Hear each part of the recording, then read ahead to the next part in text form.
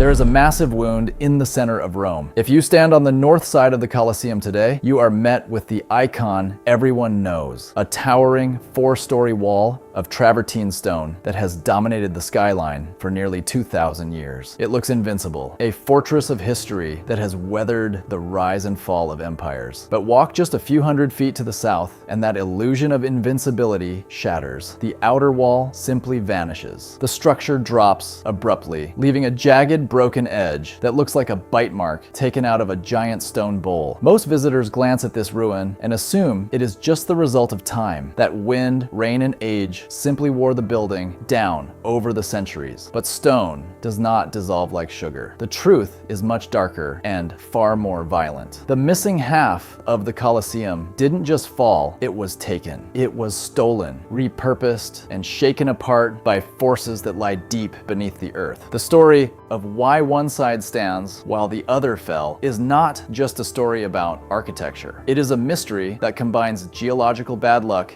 a massive medieval heist, and a catastrophic event that lasted only a few seconds, but changed the face of Rome forever. To understand the tragedy of its destruction, we first have to grasp the sheer audacity of its construction. When the Emperor Vespasian ordered the Colosseum to be built around 70 AD, he wasn't just building a stadium, he was building a political weapon to pacify the Roman people. And he needed it done fast, in a feat of engineering that modern architects still struggle to comprehend. The Colosseum went from a hole in the ground to the largest amphitheater in the world in just 8 years. It was a logistical miracle. They built a dedicated road from the quarries in Tivoli just to transport the 100,000 cubic meters of travertine stone required for the facade. And it didn't look like the pitted gray ruin we see today. It was a shining white masterpiece. The exterior was clad in premium limestone and decorated with monumental statues in every arch on the upper levels. Inside, it was a machine. It featured a retractable fabric roof, the velarium, which was so heavy and complex it had to be operated by a detachment of sailors from the Roman Navy. They manipulated miles of ropes to shade 50,000 spectators from the Italian sun. But the secret to its survival and ultimately its destruction was hidden inside the walls. The Romans didn't just stack stones, they clamped them. They didn't use mortar for the main load-bearing pillars. Instead, they carved grooves into the massive blocks and poured in molten iron and lead, creating over 300 tons of iron clamps. These acted as an internal metal skeleton, holding the arena tight against gravity and tension. For centuries, this structure was perfect. It was the apex of Roman engineering. But empires do not last forever. And when the money ran out, the Colosseum began its long, slow death. When the Roman Empire finally collapsed in the 5th century, the maintenance stopped. The pumps that drained the elaborate sewers failed. The complex elevators that lifted lions and gladiators to the stage rotted away. But the Colosseum didn't sit empty. It was simply repurposed. As Rome's population shrank from 1 million people to a mere fraction of that, the great arena was transformed into a dystopian housing complex. If you walked into the Colosseum in the 12th century, you wouldn't see tourists.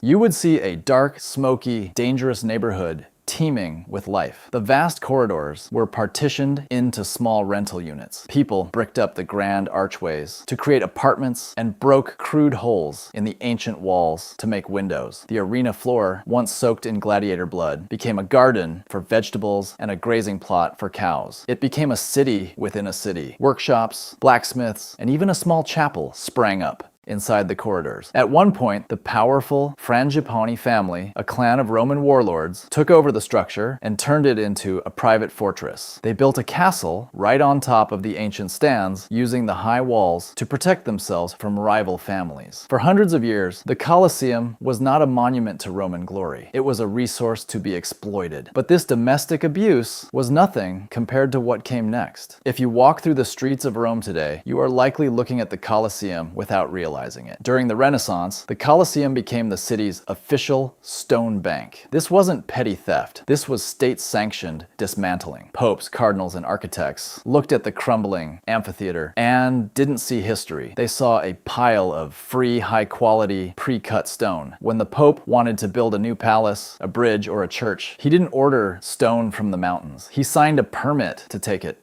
from the Colosseum. The destruction was industrial and systematic. Contractors would arrive with ox carts and strip the marble facade. Worst of all were the lime kilns. Workers would take the broken fragments of statues, decorative columns, and marble siding and burn them in massive ovens to produce quicklime for mortar. Countless works of art were melted down just to make cement for new houses. The travertine blocks were carted off to build the Palazzo Venezia, the Palazzo Barberini, and the port at the Tiber River. Even the holiest site in the Christian world, St. Peter's Basilica, contains stone that was ripped from the pagan arena. The Vatican itself stands partly on the bones of the Colosseum. But the stone wasn't the only treasure. The most damaging theft was actually the iron. Remember those 300 tons of iron clamps that held the building together? In the Middle Ages, iron was expensive and difficult to mine. Scavengers realized the Colosseum was essentially a gold mine of metal hidden in plain sight. They developed a brutal technique to get it. They would locate the spot where two stone blocks met, chisel a hole into the facade to expose the clamp, heat it, and pry it out to melt down for weapons, horseshoes, and tools. If you look closely at the Colosseum today, you will see the stone is pockmarked with thousands of deep,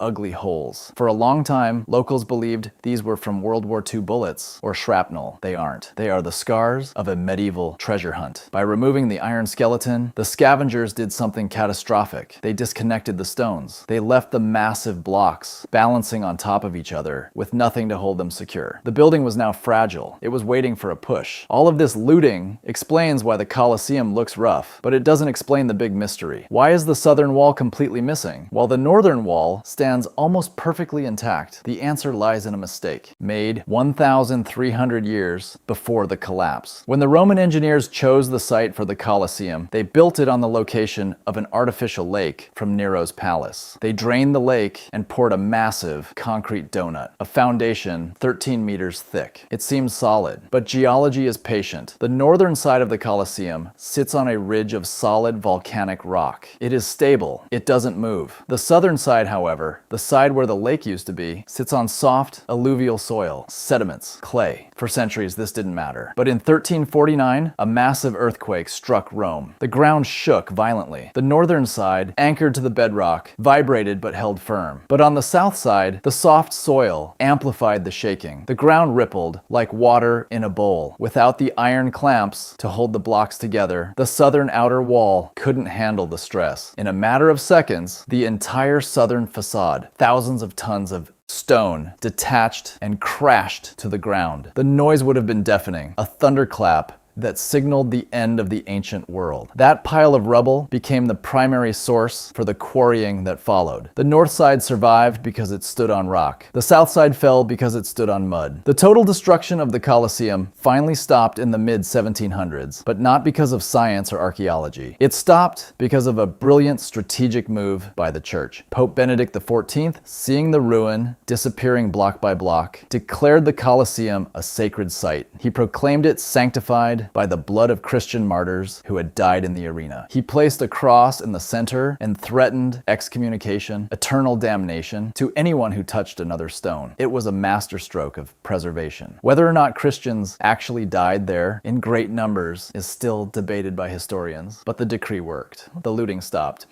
The quarry was closed. The Colosseum was frozen in time, saved by the very institution that had once helped dismantle it. Today, the Colosseum faces a new enemy, the modern city itself. The structure is under constant siege from the vibrations of the metro line that runs directly beneath it and the relentless traffic of Rome. These create a constant, low-level earthquake that engineers monitor 24 hours a day with sophisticated sensors. Restoration teams are now doing what the Romans did, binding the structure back together. They are cleaning the black crust of pollution from the stone to reveal the original white color and ensuring that gravity doesn't finish what the earthquake started in 1349. When you look at the missing half of the Colosseum, don't see it as an empty space. See it as a transformation. The Colosseum was not destroyed by a single event. It was dismantled by the very civilization it helped create. It was eaten by the city. Its stones are in the bridges you cross, the churches you enter, and the palaces you photograph. The missing half isn't gone, it has just changed shape. It became Rome. And yet, despite the earthquakes, the looting, the pollution, and the weight of 2,000 years, the core remains. It stands as a testament to the fact that while we can tear down the past to build our future, some things are built too strong to ever truly die. If you want to uncover more of the hidden history behind the world's most famous landmarks, make sure to hit that subscribe button and turn on notifications. There are secrets buried under every great city, and we're going to find them. Thanks for watching.